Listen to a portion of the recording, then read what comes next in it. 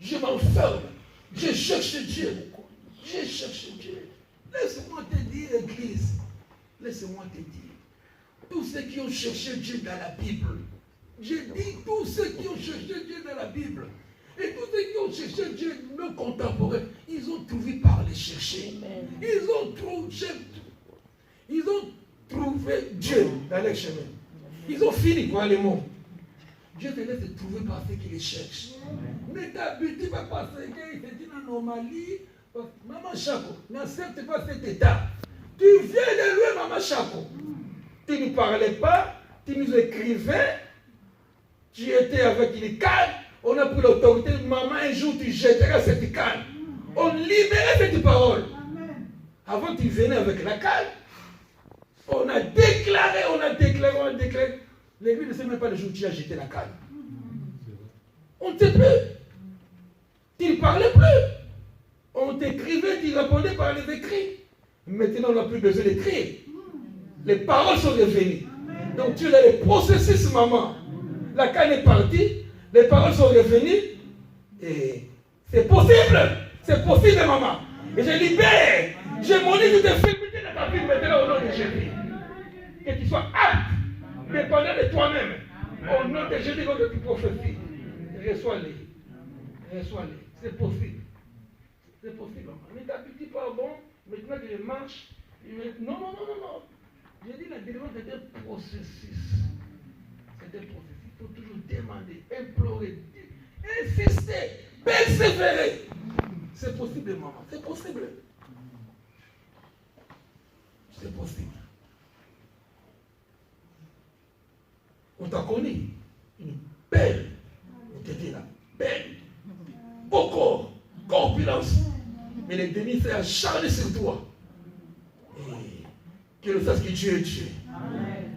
Dieu finit par te trouver. Personne, maman. Ce n'est pas fini.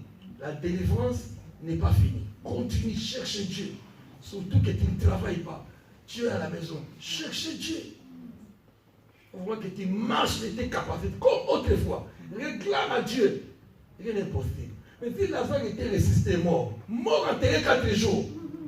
Lazare enterré 4 jours. Et toi tu parles, tu marches. C'est seulement une partie. Tu ne peux pas dire comme ça. C'est possible avec Dieu. Amen. J'ai dit Dieu, c'est possible. Amen. Lève-toi là, tu es maman. Lève-toi. Je déclare au nom de Jésus Nazareth. Je déclare maintenant. Je déclare au nom puissant de Jésus. Je menace toute infirmité montée de ta vie. Que tu retrouves tes capacités comme autrefois. Amen. Je t'ai vu nettoyer mon bureau. Il y avait des hommes qui sont venus me voir à l'église. Je t'ai appelé Maman Chako, viens vite nettoyer le bureau. Et tu es venu vite. Qu'il en soit le même maintenant. Je t'appellerai. Tu viendras nettoyer le bureau. Que tu sois apte. Je maudis toute maladie dans ta vie, toute infirmité.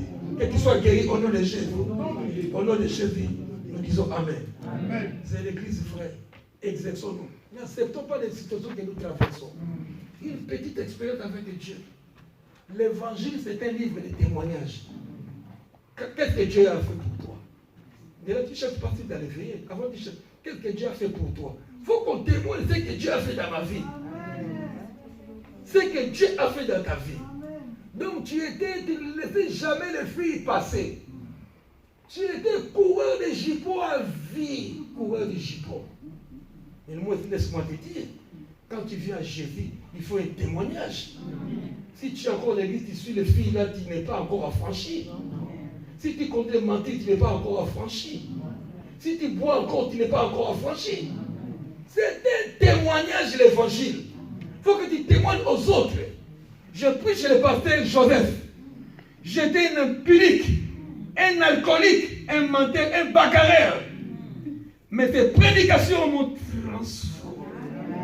Je suis devenu une nouvelle créature. Ce n'est pas moi, c'est l'œuvre de la croix. La croix, c'est la victoire. Mais non.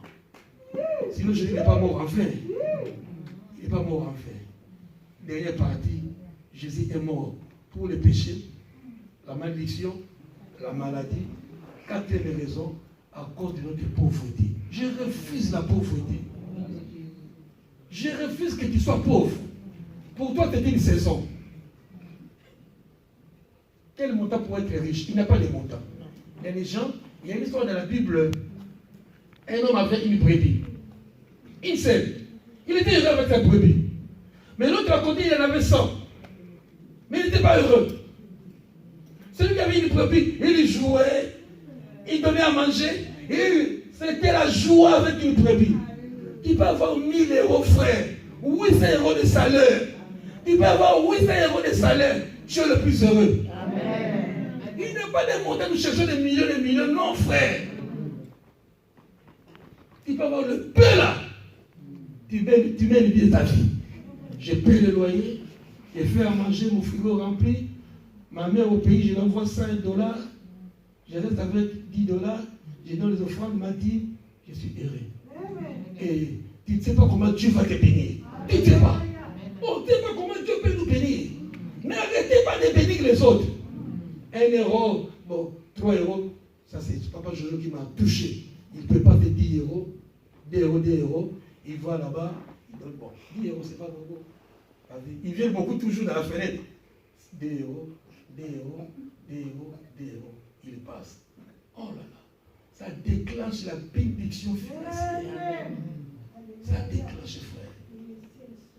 Mais il ne faut pas toujours ce qu'il demande. Je n'ai rien. Donc, parmi les faux, Dieu enverra quelqu'un de vrai pour toi et puis un loupé aussi. Dieu. La mathématique de Dieu est bizarre. Donc, il y a 30 faux mendiants. Parmi les 30 faux mendiants dans l'année, un qui est vrai. Jésus. Vous n'avez pas vu ce théâtre-là? Un homme voulait voir Jésus. Ah, je veux voir Jésus. J'ai dit, bon, je passerai chez toi. Oui, rendez-vous, Jésus, je passerai chez toi. Et puis l'homme prépare bien à manger, à boire, il nettoie la maison. J'attends les invités. Pour lui, je allais venir en costard, en cravate, Mercedes. Bon, à 10 heures, c'est un aveugle, avec les bâtons. Je ne peux pas avoir des noms. Non. Le médecin chasse. Il chasse avec. Non, vas-y, passe. J'attends Jésus. L'aveugle est parti. À 11 heures, c'est quelqu'un, un enfant. Maman, je peux faire toilette. Maman, j'ai besoin de faire toilette chez toi. Ça va? Laisse-moi faire toilette. Non, ma toilette est bien lavée. J'attends Jésus. La personne. Ainsi, il a loupé 7 personnes comme ça. Et 19 heures, il ne voit personne. Mais je dis, quand Jésus viendra, mais je suis venu. Jésus est venu, tu ne m'as pas reconnu. C'est moi qui étais aveugle. C'est moi qui avais besoin d'eau. C'est moi qui avais besoin de faire caca.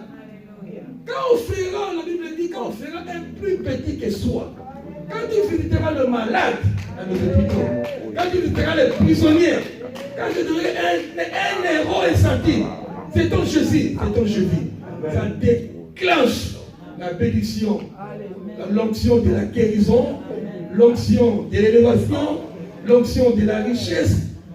Mais ce n'est pas de faire le bien. Moi, mon principe, c'est dans la vie. C'est lui qui ne fait pas le bien, il pêche. Moi, c'est un principe. Je suis au plus parce que c'est de la parole. Toi aussi, tu ne vas pas être bon plus que Dieu. Ça, c'est toi.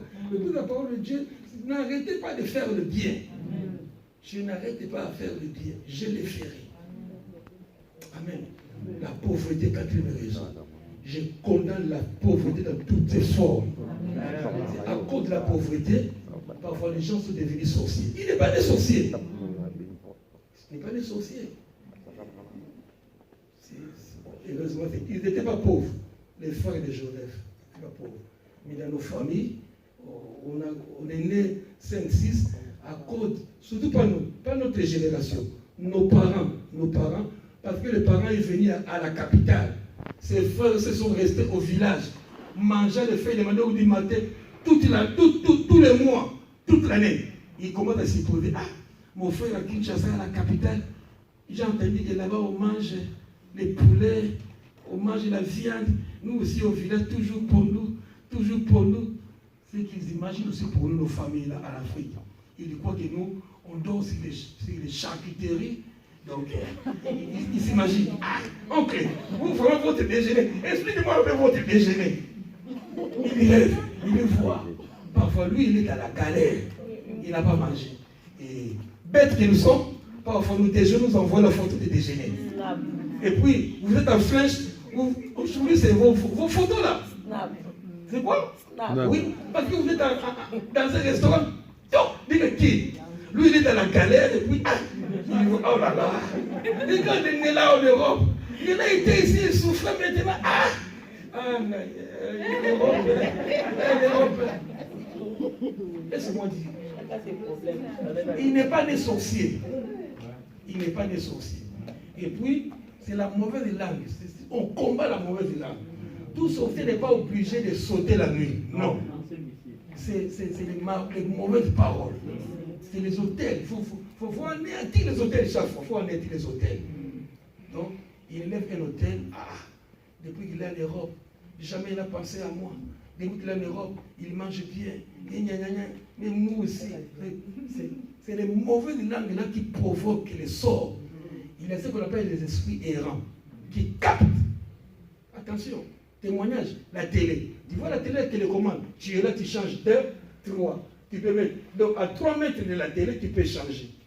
Ça, c'est la technique du diable. Donc, pendant que ton frère, ta soeur, ta cousine élevait les mauvaises pensées, il y a des esprits qui errent, qui peuvent capter, et puis il te rend un sort. La pauvreté. Nous allons lire quand même, c'est pour prouver. Va dans 2 Corinthiens 8, 9. Des riches qu'il était Jésus.